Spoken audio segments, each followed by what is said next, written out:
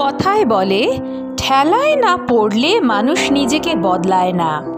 হিন্দিতে আবার বলা যেতে পারে দের আয়া দুরাস্ত আয়া, অর্থাৎ দেরি হলেও ঘুম ভেঙেছে। সত্যিই বোধ হয় ঘুম ভেঙেছে সিপিআইএমের। এত কিছু বলার কারণ কি? কারণ মোহাম্মদ সেলিমের একটি ফেসবুক পোস্ট। তিনি একটি পোস্ট করে জানিয়েছেন সিপিআইএম এবার ঘর গোছানোর জন্য কোমর বেঁধে নামছে। এতদিন যা হয়েছে সব ভুলে গিয়ে সামনে তাকাতে চাইছে এ রাজ্যে 34 বছর রাজত্ব করা লাল ঝান্ডা। সেলিমের এই পোস্ট কিন্তু দলের সমর্থকদের মধ্যে বেশ হইচই ফেলেছে। হারিয়ে যেতে যেতে অনেকেই আবার ফিরে আসার স্বপ্ন দেখতে শুরু করে দিয়েছেন। ফেসবুকে কি পোস্ট করেছেন সেলিম তা জানার আগে দেশীয় রাজনীতির বুড়ি ছুঁয়ে আসতে হবে। দেশে তৃতীয়বার সরকার গড়া বিজেপির উত্থানই শুরু হয়েছে আধুনিকতার হাত ধরে, আরও ভালো করে বললে সোশ্যাল মিডিয়াকে হাতিয়ার করে। ফেসবুক, টুইটার, হোয়াটসঅ্যাপকে প্রবলভাবে ব্যবহার করেছে পদ্ম শিবিরের আইটি সেল। লোকের হাতে থাকা মোবাইল দিয়েই ঘরে ঘরে মনে মনে ঢুকে পড়েছিল বিজেপি। নরেন্দ্র মোদী জনপ্রিয়তার তুঙ্গে উঠে পড়েছিলেন স্রেফ এই অস্ত্র দিয়েই। ভোটে তার প্রভাব কতটা পড়েছে ফলাফলই প্রমাণ করে দিয়েছে। বিজেপির তৈরি করা এই সিস্টেমকেই ফলো করেছে অনেক দল।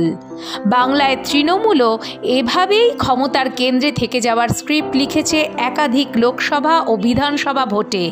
পিকে নামক পলিটিক্যাল কনসালটেন্সি মমতা বন্দ্যোপাধ্যায়ের দলের হয়ে এই কাজটাই করে।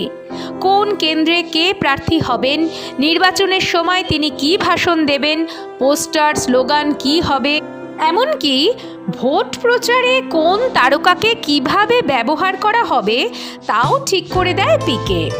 এই জটিলতম কাজটাই এবার করার পথে হাঁটবে সিপিআইএম। কিভাবে সাজানো হচ্ছে ব্যাপারটা?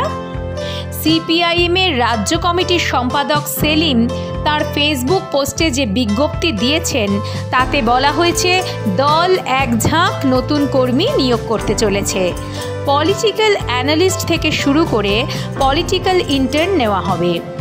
সেই সঙ্গে গ্রাফিক ডিজাইনার, ডিজিটাল মার্কেটিং এক্সপার্টও সবই নিয়োগ করতে চলেছে সিপিআইএম। 13 বছর ক্ষমতার বাইরে লাল ঝান্ডা।